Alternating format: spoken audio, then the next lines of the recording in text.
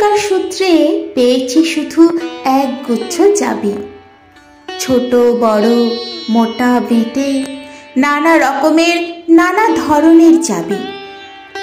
মা বললেন যত্ন করে তুলে রেখে দে। তারপর যখন বয়স বাড়ল, জীবন ও জীবিকার সন্ধানে পথে নামতে হলো। পকেটে সম্বল শুধু সেই এক গুচ্ছ চাবি, ছোট বড় মোটা বেঁটে নানা রকমের নানা ধরনের চাবি।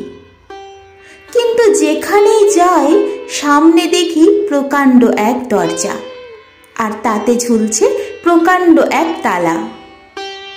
পকেট থেকে চাবির গুচ্ছ বের করি, এ চাবি সে চাবি ঘোরাই ফেরাই, লাগে না, খোলে না। শ্রান্ত হয়ে ঘরে ফিরি।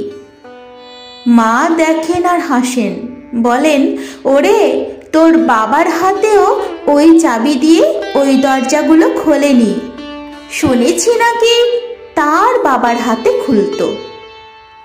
আসল কথা কি জানিস? এসব চাবি হলো সততার, সত্যের, যুক্তির, নিষ্ঠার। এখন আর এসব চাবি দিয়ে এই দরজাগুলো খোলে না। তবুও তুই ফেলে দিস না। তুই যখন চলে যাবি তোর সন্তানদের হাতে দিয়ে যাস এসব চাবির গুচ্ছ।